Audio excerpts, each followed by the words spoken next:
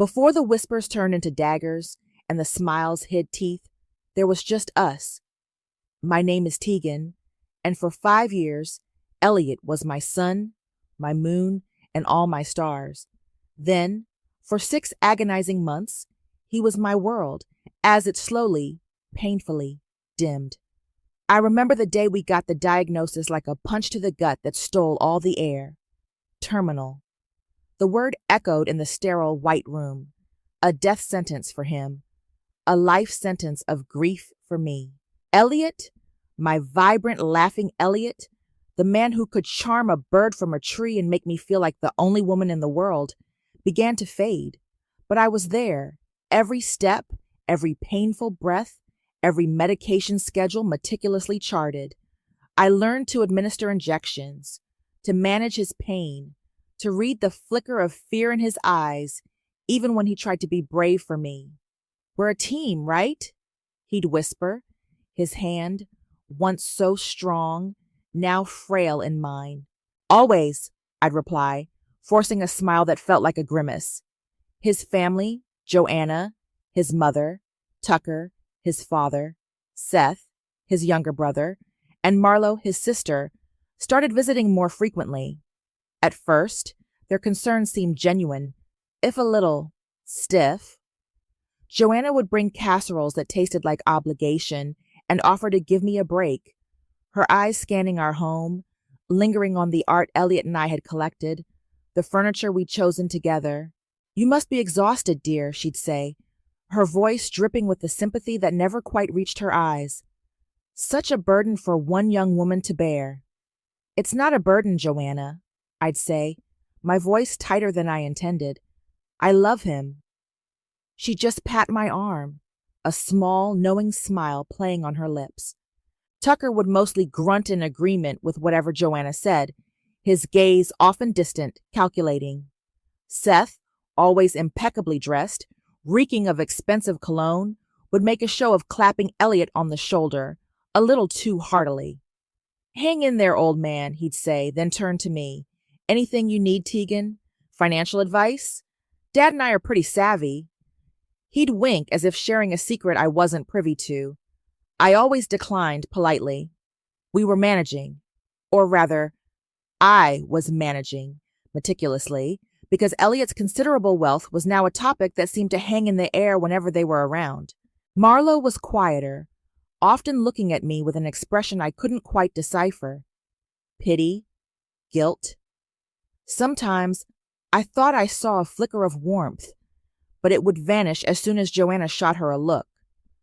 The whispers started subtly. Elliot, his mind clouded by pain and medication, began to echo things I knew Joanna had said to him in her private moments by his bedside. "Are you sure we can afford this new medication, Tegan?" he asked one evening, his brow furrowed. Mom seemed concerned about the expenses. "Elliot, honey, we've been over this. Your comfort is all that matters. We can afford it. Please don't worry," I reassured him, stroking his hair. But a small, cold knot formed in my stomach. Joanna had never discussed finances with me directly, only with him. Another time, after I'd spent a sleepless night by his side, he looked at me, his eyes hazy. "Mom said you looked strained, like you weren't coping. Are you tired of this, Tegan?" The question, so unlike him, stung.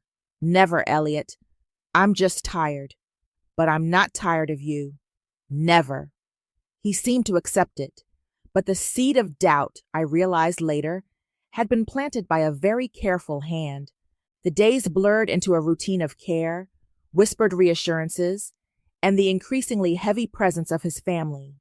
They were like vultures, circling, their black clothes and somber expressions a mockery of true grief.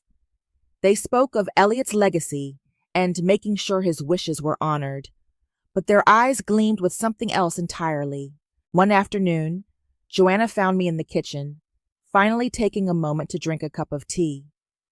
Elliot was asleep, medicated and peaceful for a change. She watched me for a moment, her head tilted. "You know, Tegan," she began, her voice soft, almost conspiratorial, It's a blessing in a way that you have these last few months to prepare. I frowned. Prepare for what, Joanna? Well, she said, stirring an invisible drink with an invisible spoon. For life.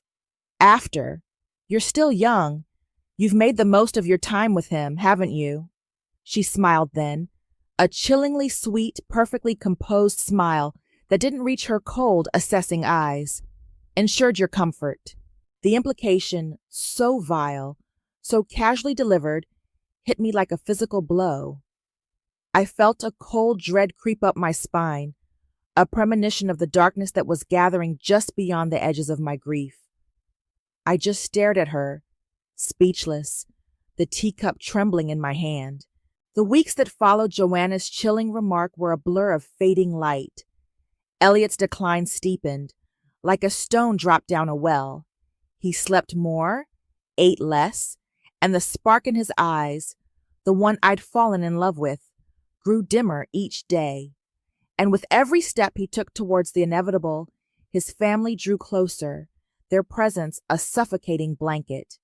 They were there every morning, Joanna bustling into the kitchen as if it were her own, Tucker settling into Elliot's favorite armchair with the newspaper, Seth pacing on his phone, discussing urgent business matters, in a voice loud enough for Elliot to overhear snippets about protecting assets.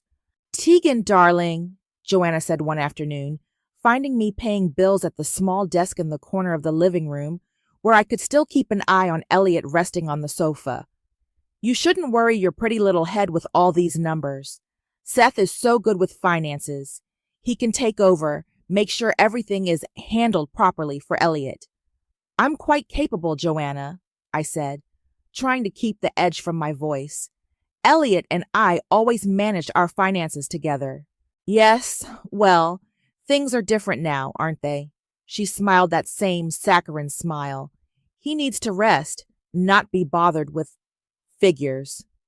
Later that day, Elliot, his voice weak, asked, "Tegan, are you sure about the bills?" Seth said. "He said he found some discrepancies, that maybe you're not keeping track properly." "Discrepancies?" "Elliot, what are you talking about?" My heart sank. Everything is fine. Seth hasn't seen any of our bills. He frowned, confused. "Oh, I thought Mom said he was helping you." It was like that constantly. Little drops of poison. My careful management of our household, ensuring every comfort for Elliot, became Tegan's tight grip on the checkbook. The hours I spent researching palliative care options, speaking with Dr. Hill, his oncologist, trying to find any way to ease his suffering, were twisted into Tegan making decisions without consulting Elliot. My exhaustion, the deep, bone-weary fatigue that came from sleepless nights and constant worry, was painted as Tegan seemed so distant, so preoccupied. Poor Elliot, he must feel so alone. I heard Seth mutter that to Tucker one evening, just outside Elliot's slightly ajar bedroom door. I tried to fight it. I'd sit by Elliot's bed, hold his hand, and try to talk to him, to remind him of us, of our love, of the truth. "Elliot, please, you know me. You know I would never," but he was often so heavily medicated, drifting in and out of lucidity. Sometimes he'd squeeze my hand and murmur, "I know, Tegan, I know," and a sliver of hope would pierce through my despair. Other times, he'd just look at me with clouded, suspicious eyes, his mother's latest insinuations echoing in his fragile mind. "Mom just worries, you know. She wants what's best for me." "And I don't?" I'd ask, my voice breaking. He'd turn away, a sigh rattling in his chest. Marlo was the only one who seemed to carry any visible discomfort. I'd catch her watching me, her brow furrowed, a troubled look in her eyes. Once, when Joanna was particularly scathing, implying I wasn't changing Elliot's bed linens frequently enough, a blatant lie, I changed them daily, Marlo actually opened her mouth as if to speak, but a sharp glance from Joanna, a barely perceptible shake of her head, and Marlo fell silent, her gaze dropping to the floor. Her complicity, born of weakness or fear, was another small cut. The worst part was the growing distance from Elliot. He was physically present, but the man I loved was slipping away, not just to his illness, but to the insidious campaign waged by his own family. I felt like I was screaming in a soundproof room, watching them dismantle everything we had built, brick by loving brick. One night, the hospice nurse had just adjusted his morphine drip. He was restless, his eyes wide and unfocused, darting around the dimly lit room. I sat beside him, stroking his forehead. "Tegan," he whispered, his voice raspy. "I'm here, my love. I'm right here." He grabbed my wrist, his grip surprisingly strong. His eyes, usually so gentle, were filled with a raw, drug-fueled paranoia I'd never seen before. "Are you," he hissed, "or are you just waiting?" "Waiting for what, Elliot?" I asked, my voice trembling. "Waiting for me to die," he choked out, the words like shards of glass. "Is she right? Is my mother right about you? All this time? Was it all for the money?" My world fractured. The accusation, so cruel, so alien coming from his lips, shattered the last vestiges of my composure. Tears streamed down my face, hot and silent. I couldn't speak, couldn't breathe. I just stared at him, my heart not just broken, but pulverized. Elliot's accusation hung in the air, a toxic cloud that choked the life from the room. I couldn't answer, couldn't defend myself against something so monstrous, so utterly untrue. He slipped back into a fitful, medicated sleep soon after, but his words echoed in my mind, a cruel soundtrack to my vigil. 2 days later, he was gone. He passed quietly in the early hours of the morning, his hand in mine. The final breath was a gentle sigh, a release. My own breath hitched, a sob tearing through me. The silence he left behind was deafening, a vast, empty space where his laughter, his voice, his very presence used to be. I sat with him for a long time, the tears flowing freely, tracing the lines on his now peaceful face, memorizing the curve of his lips, the way his eyelashes rested on his cheeks. The grief was a physical weight, crushing me. I don't know how long I sat there before the hospice nurse gently touched my shoulder. "Tegan, dear, I need to make some calls." Numbly, I nodded. The world outside that room, outside my grief, felt distant, unreal. It wasn't long before they arrived. Not with condolences, not with shared tears. Joanna swept in first, her face a mask of carefully constructed sorrow that didn't quite reach her eyes. Tucker followed, looking grim but also expectant. Seth was already on his phone in the hallway, his voice low but urgent. Marlo trailed behind them, her face pale, her eyes red-rimmed, avoiding my gaze. Before I could even begin to process the practicalities, the funeral arrangements, the sheer, overwhelming fact that Elliot was no longer with me, there was a knock on the study door. I was sitting on the edge of our bed, clutching Elliot's favorite worn sweater to my chest, trying to breathe. Seth opened the door without waiting for an answer. Behind him stood a man in a sharp suit, carrying a briefcase. Francisco Adams, Elliot's estate lawyer. I'd met him once, briefly, a year ago. "Tegan," Seth said, his voice devoid of any warmth, "Mr. Adams needs to speak with you." Francisco stepped forward, his expression professionally neutral. "Mrs. Grant, Tegan, my deepest condolences on your loss." I nodded, unable to speak. "There are some urgent matters regarding Elliot's estate that need to be addressed," he continued, his gaze steady. Seth smirked, a flicker of triumph in his eyes. "Yes, urgent matters." Francisco opened his briefcase and pulled out a sheaf of papers. "Elliot updated his will a few weeks ago," he said, his tone flat. "I have a copy here for you." He handed me the documents. My hands trembled as I took them. Updated his will? We'd made our wills together years ago, leaving everything to each other, with provisions for a charitable foundation if something happened to us both. As per Elliot's final instructions, Francisco continued, his voice carefully devoid of emotion, his entire estate is to be divided among his mother, Joanna, his father, Tucker, and his siblings, Seth and Marlo. I stared at him, the words not making sense. What? No, that can't be right. I assure you, the will is legally binding and properly executed, Francisco said. He then cleared his throat. Furthermore, Elliot specified, he stated his belief that your marriage was predicated on financial gain on your part.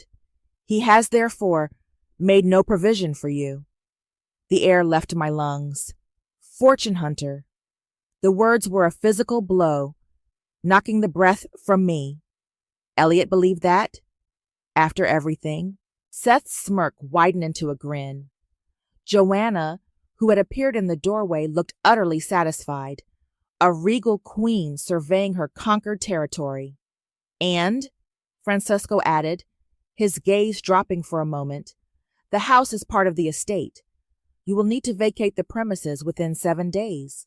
7 days. My home. Our home. I looked from Francisco's impassive face to Seth's undisguised glee, to Joanna's smug triumph. Tucker stood behind her, nodding slowly.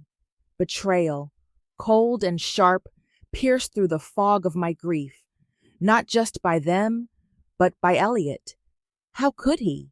How could he believe their poison after all we'd shared? They offered no words of comfort, no pretense of sympathy, just the cold, hard facts of my disinheritance, delivered with a chilling efficiency. I was nothing to them. A temporary inconvenience, now swept aside. The next few days were a living nightmare. Packing up my life, our life, surrounded by the ghosts of happier times. Every object I touched screamed his name, our memories. I moved like an automaton, fueled by a grief so profound it left no room for anger, only a hollow, aching despair. On the last day, as I was carrying a small box of my most personal belongings towards the door, Marlo slipped into the bedroom. Her eyes were puffy, her expression conflicted. She glanced nervously toward the hallway, then rushed towards me. Tegan, she whispered, her voice trembling. He loved you. He really did. I'm sorry. Before I could respond, before I could ask what she meant, Joanna's sharp voice cut through the air. Marlo, what are you doing? Come away from her. Marlo flinched, gave me one last desperate look, and then scurried out of the room, pulled along by Joanna's impatient hand. Her words, he loved you, echoed in the empty room. Was it a meaningless platitude? A moment of guilt-ridden weakness? Or did it mean something more? The small, ambiguous act left me standing there, clutching my box, a sliver of confusing hope warring with an even deeper, more profound despair.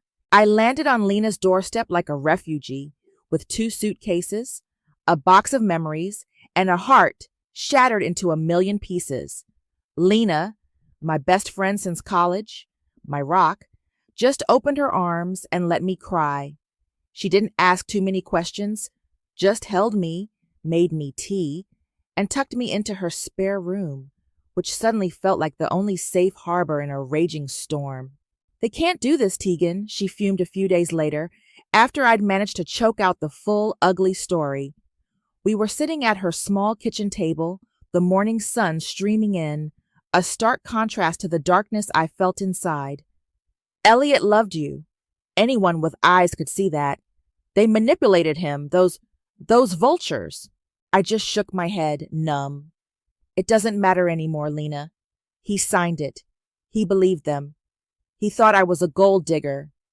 The words still tasted like ash in my mouth. I don't believe that, Lena said fiercely, her eyes flashing. Not the Elliot I knew. Something is wrong here, deeply wrong. But what could I do? I had no money, no home, and the man I loved had in his final act condemned me. The grief was a constant companion, but now a bitter anger began to simmer beneath it. An anger at the Grants, yes, but also a bewildered, heartbroken anger at Elliot. A week later, Lena came home from work, her face tight with fury. She slammed her laptop onto the table. "You are not going to believe this," she said, her voice trembling. "What is it?" I asked, my stomach clenching. Bad news seemed to be my new normal. She spun the laptop around. On the screen was a brightly colored digital invitation. "You are cordially invited to a celebration of Elliot's life," it read, in an offensively cheerful font. It was being hosted by Joanna and Tucker at their mansion, this Saturday. "A celebration of life?" I whispered, reading the details. "Champagne reception, live music, sharing joyful memories." It sounded less like a memorial and more like a victory party. "They're throwing a party, Tegan," Lena said, her voice laced with disgust. "Less than a month after it's obscene." A cold rage, sharper and more focused than anything I'd felt before, began to burn through the fog of my grief. They weren't just content with taking everything. They had to dance on his grave, and mine too. On Saturday evening, I couldn't stop myself. Lena tried to talk me out of it. "Don't do it, Tegan. It'll only hurt you more." I need to see," I said, my voice flat.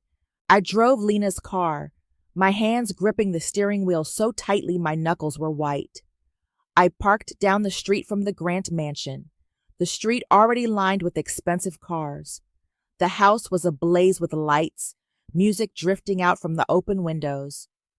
I could see figures moving inside, champagne flutes glinting. Laughter, clear and bright, carried on the evening air. No black clothes, no somber faces. Just a glittering, joyous party. My stomach churned. This wasn't mourning. This was a celebration of their greed, their triumph. I watched for a few minutes, the scene burning itself into my memory, then drove away, a bitter taste in my mouth. Back at Lena's, I felt hollowed out, the anger now a cold, hard knot in my chest. Lena was out, giving me space. I sat on the floor of the spare room, the small box of Elliot's things in front of me. His favorite worn sweater, a few faded photographs, a collection of seashells we'd gathered on our honeymoon. Useless, precious things. I picked up his old leather briefcase. It was battered and soft from years of use. He'd always kept it close, even in his final weeks, tucked beside his bed. I ran my hand over the worn leather, a fresh wave of grief washing over me. I unlatched it, not sure what I was looking for. Just a connection to him. Inside there were some old notebooks, a few pens, nothing remarkable. I was about to close it when my fingers brushed against something hard and small, tucked deep inside a rip in the fabric lining. I frowned, pulling at it gently. A small, metallic USB drive. I stared at it. I'd never seen it before. Elliot wasn't particularly tech-savvy. Why would he hide this? My heart began to pound, a sudden, inexplicable surge of something. Not hope, not yet, but a desperate curiosity. With trembling hands, I walked over to Lena's laptop, which she'd left open on the table. I plugged the USB drive into the port. A small window popped up. One file. My breath caught in my throat. The file name read, "For Tegan, the truth." My finger hovered over the trackpad, a strange mix of terror and desperate hope churning in my stomach. Lena walked in then, her keys jingling as she dropped them on the counter. She stopped short when she saw my face. "Tegan, what is it? You look like you've seen a ghost." I just pointed at the screen, unable to speak. "I found this in Elliot's briefcase." Lena peered closer. "For Tegan, the truth," she read aloud. Her eyes widened. "Oh my God, play it." I clicked. The screen flickered, and then Elliot's face filled the display. He was propped up in bed, looking terribly frail, the shadows under his eyes stark against his pale skin. But his gaze, when he looked directly into the camera, was clear, lucid. My breath hitched. It was like he was right there in the room with us. "Tegan," he began, his voice weak but steady, a faint smile touching his lips. "My Tegan, if you're watching this, it means, well, it means I'm gone. And it means my family has likely done exactly what I feared they would." Tears welled in my eyes. Lena put a comforting hand on my shoulder. "First, and most importantly," he continued, his voice thick with emotion, "I am so sorry. Forgive me, my love, for ever doubting you, even for a moment.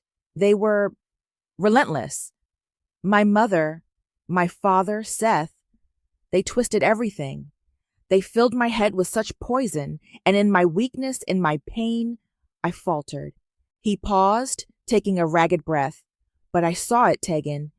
In my last clear moments, I saw through their lies, their greed. It was like a veil lifted, and the shame of what they tried to make me believe about you, about us, it's unbearable."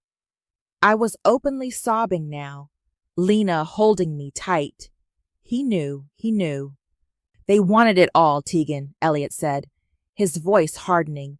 "Every penny. They convinced me you were after my money, that you were just waiting for me to die.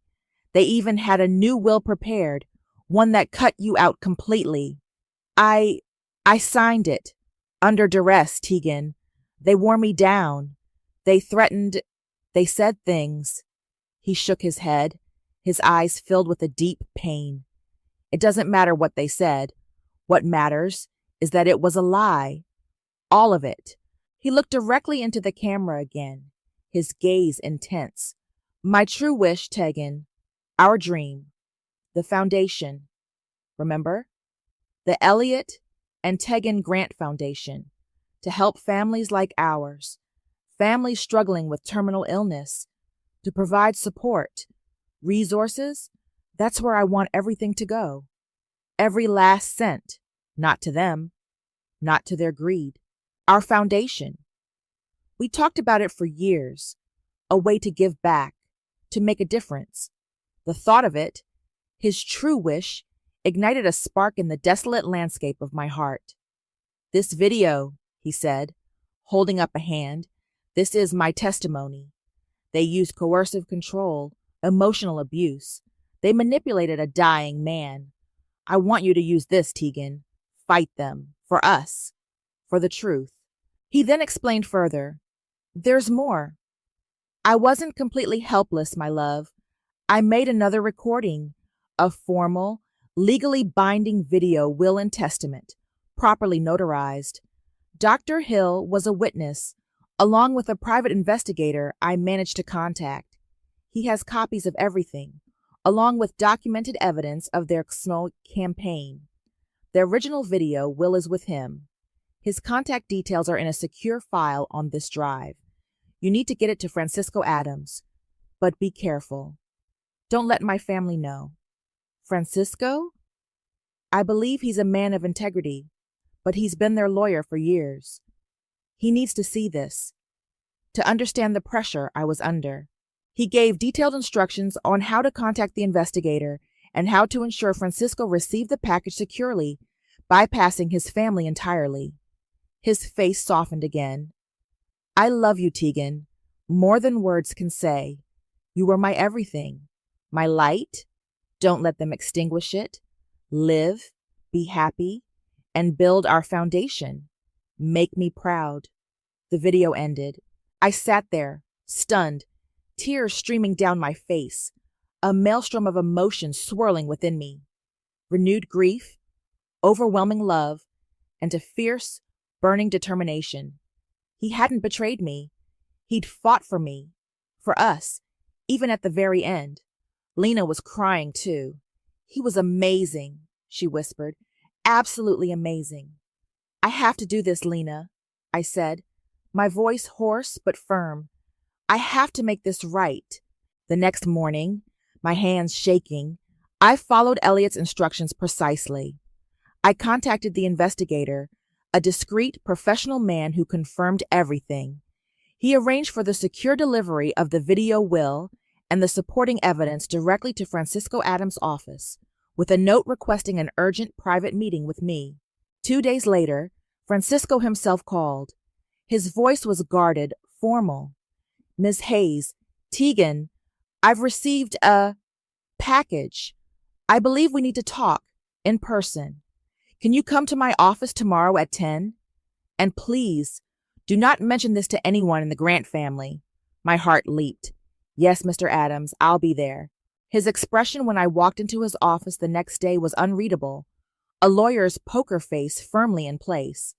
He gestured for me to sit. "I've reviewed the materials," he said, his eyes fixed on mine. "The video will, the accompanying testimony from Elliot." He paused. "This is highly unusual." "It's the truth, Mr. Adams," I said, my voice clear, stronger than I expected. "Elliot was manipulated. He loved me. He wanted our foundation." Francisco leaned back in his chair, steepling his fingers. He was silent for a long moment, studying me. The fate of Elliot's true wishes, my future, everything, seemed to hang in that silence. Was he too entangled with the Grants? Or would he honor the final, desperate plea of his client? Francisco Adams finally broke the silence. "Elliot was a valued client for many years," he said, his voice measured. "And yes, in his final weeks, I did observe a certain level of distress and a significant involvement from his family in his affairs. The video will you provided, along with the notarization and witness statements, appears to be legally sound." He paused, then met my gaze directly. "I believe we have grounds to challenge the validity of the will I previously filed." A wave of relief so profound it almost buckled my knees washed over me. He was going to help. "The official will reading for the contested will," he continued, a slight emphasis on contested, "is scheduled for next Tuesday. The Grant family will be expecting a straightforward affirmation of their inheritance." A very faint, almost imperceptible smile touched his lips.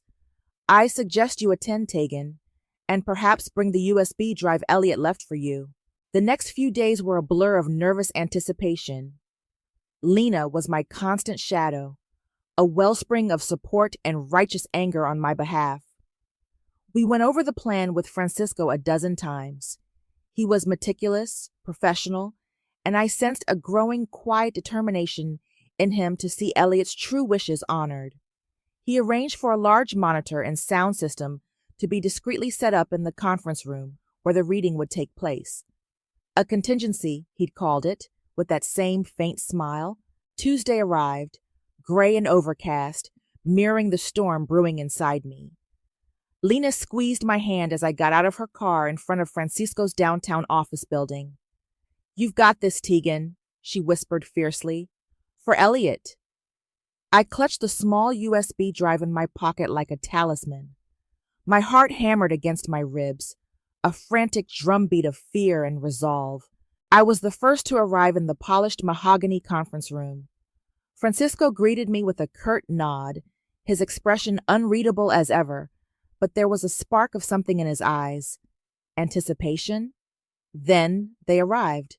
Joanna swept in first, dressed in a ridiculously ostentatious purple dress, dripping with jewelry, a triumphant smirk plastered on her face.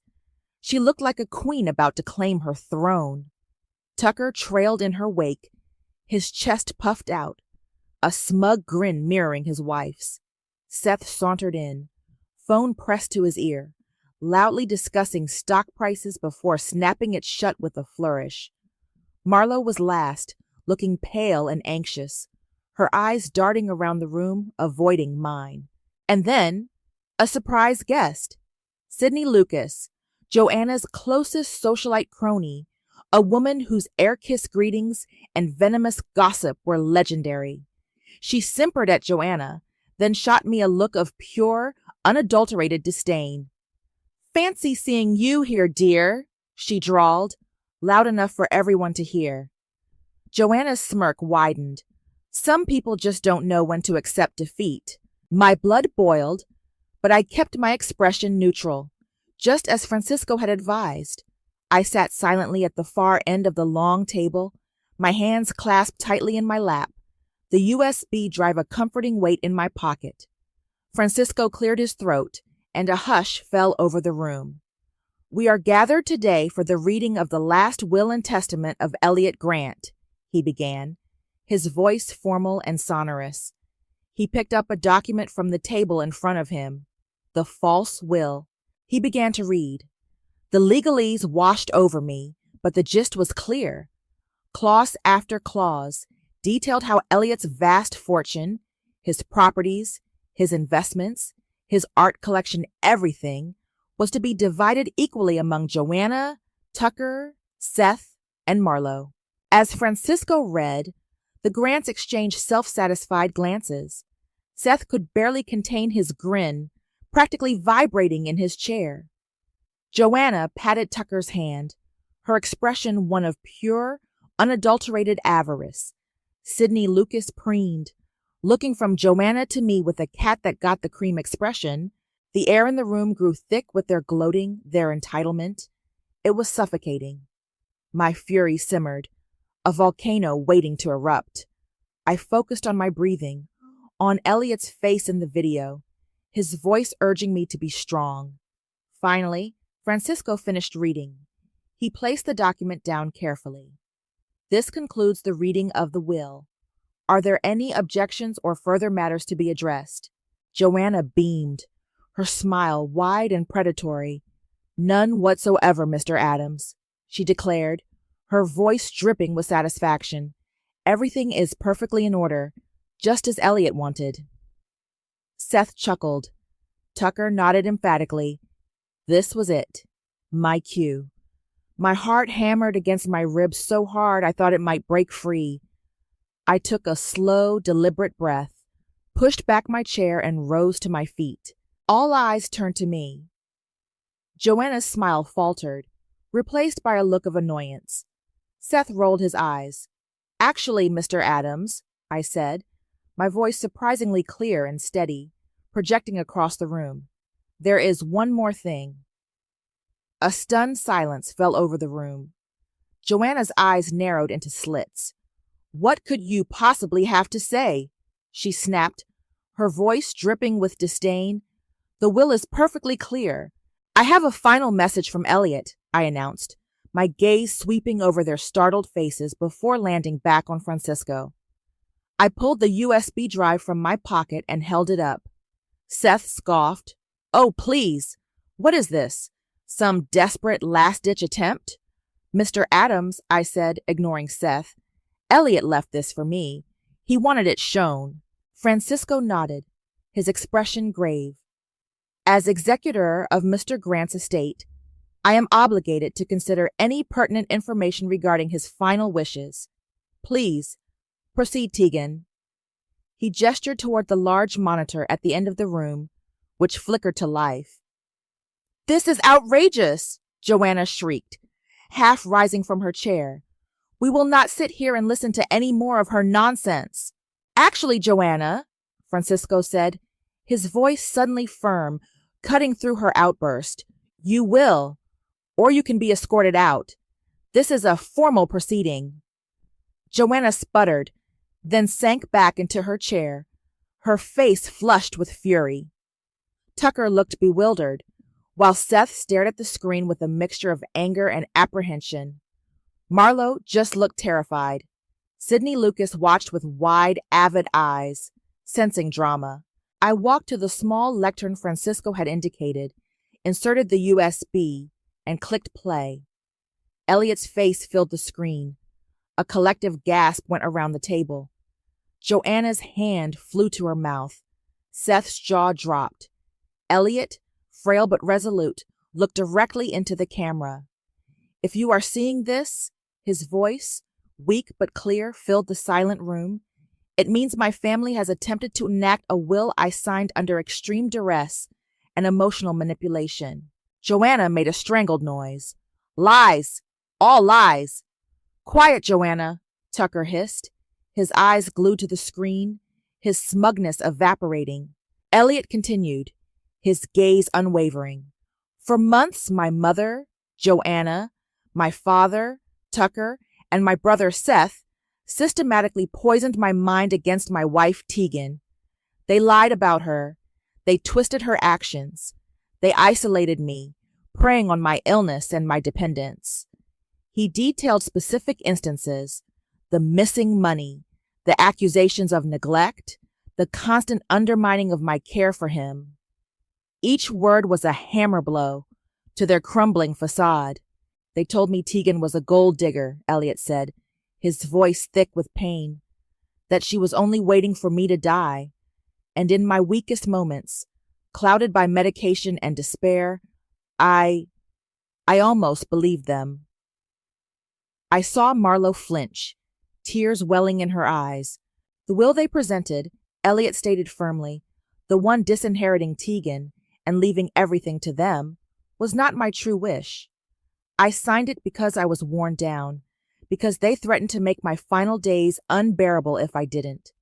It was an act of coercion, plain and simple. Joanna was now openly weeping, not with grief, but with rage and disbelief. He doesn't know what he's saying. He was sick, confused. On the contrary, Joanna, Elliot's voice from the screen seemed to answer her directly. In my final lucid moments, I saw everything with perfect clarity. Your greed, your cruelty, your utter disregard for my happiness and my true desires. He then looked directly at the camera, his expression softening. Tegan, my love, my only true love, forgive me. My real wish, my only wish, is for my entire estate to fund the Elliot and Tegan Grant Foundation, a charity we dreamed of, to help others facing what we faced. This is my final irrevocable testament. He then held up a document to the camera. This video, along with a formal notarized video will and testament, witnessed by Dr. Vada Hill and Mr. Alistair Finch, a private investigator, and supported by documented evidence of my family's coercive control, constitutes my true last will. I have also requested that the authorities investigate my family for their actions concerning vulnerable adult abuse and potential fraud. The color drained from Joanna's face. She looked ashen. Seth looked like he was going to be physically sick, his face a pasty green. Tucker stared blankly ahead, his jaw slack. Marlo finally broke, burying her face in her hands, her shoulders shaking with sobs. Sydney Lucas looked like she just witnessed a public execution, her mouth agape. As Elliot's image faded from the screen, Francisco Adams stood up. Based on the evidence presented by Elliot Grant himself, he announced, his voice ringing with authority, the will previously read is hereby declared null and void, having been executed under undue influence and duress. The video will and its accompanying legal documentation, which I have verified and which has been formally filed, will now be executed as Elliot Grant's true and final testament. He paused, letting his words sink in. Furthermore, he added, his gaze sweeping over the devastated Grant family, as per Mr. Grant's wishes and my legal obligation, copies of his testimony and supporting evidence regarding potential criminal actions have been forwarded to the district attorney's office. Just then, as if on cue, the conference room doors opened and two uniformed security guards, large and impassive, stepped inside. Joanna finally snapped. No, she screamed, lunging from her chair, her face contorted in a mask of fury. This isn't happening. That's not him. She faked it. She tried to rush towards the screen, towards me. One of the guards moved swiftly, blocking her path. Seth, his eyes wild, made a desperate grab for the USB drive still in the lectern. The other guard intercepted him easily, his hand clamping onto Seth's arm like a vice. The room erupted into chaos, shouting, crying, accusations. Through it all, I stood firm, a grim, profound satisfaction settling deep in my bones. Elliot's voice, his truth, had finally been heard. The chaos in Francisco's conference room was just the overture. The fallout for the grants was swift, brutal, and exquisitely public. The district attorney's office, armed with Elliot's meticulous evidence and Francisco's full cooperation, launched an immediate investigation. Vulnerable adult abuse, undue influence, attempted fraud. The charges piled up, each one a nail in the coffin of their reputation and their freedom. Their assets were frozen pending the investigation. The mansion, the cars, the glittering jewels Joanna so proudly flaunted, all became part of a potential seizure. Their social circle, people like Sidney Lucas who had basked in their reflected wealth, vanished like smoke in the wind. Sidney, I heard through the grapevine Lena so expertly cultivated, was particularly vocal in her condemnation, claiming she always had her doubts about the grants. The hypocrisy was almost comical. The family, stripped of their anticipated fortune and facing criminal charges, turned on each other like cornered rats. Joanna blamed Tucker for being weak. Tucker blamed Seth for being too greedy and obvious. Seth blamed Joanna for her arrogance.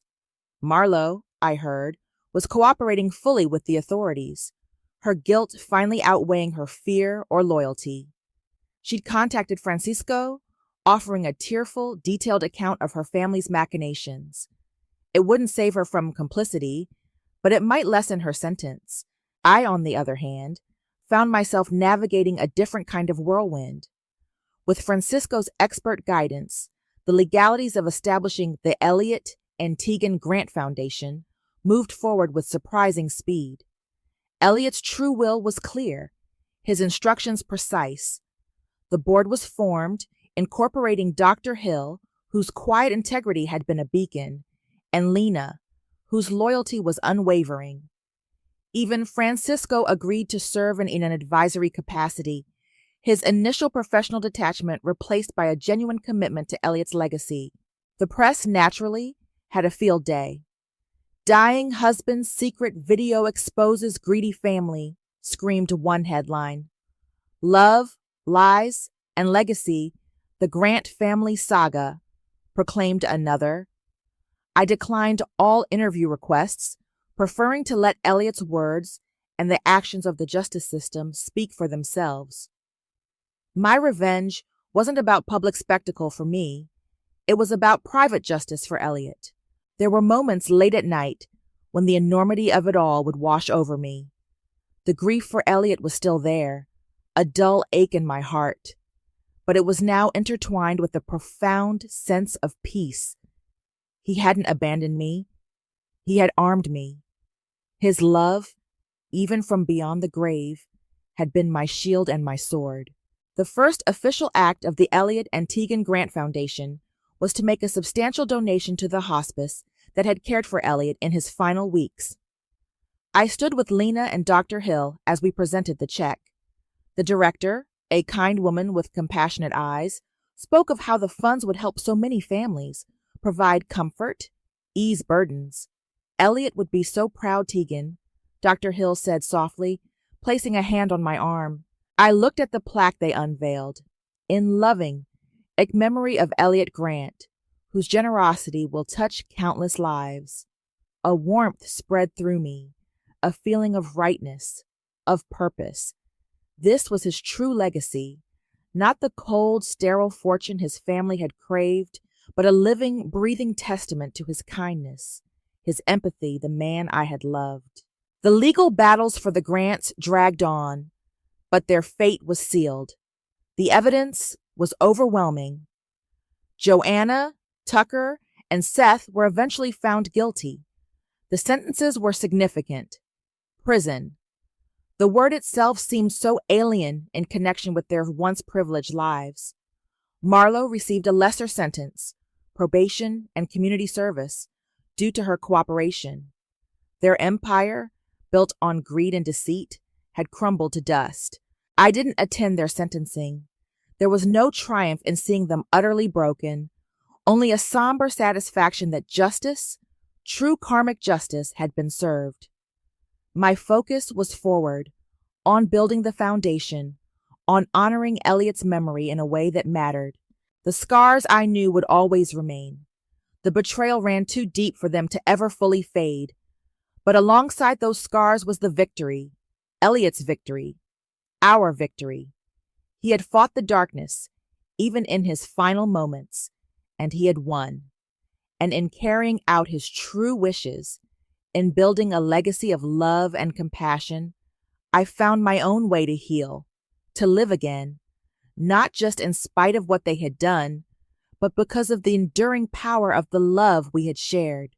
He was with me, in every grant given, in every family helped, his presence a quiet strength, a gentle reminder that love, in the end, is always stronger than greed.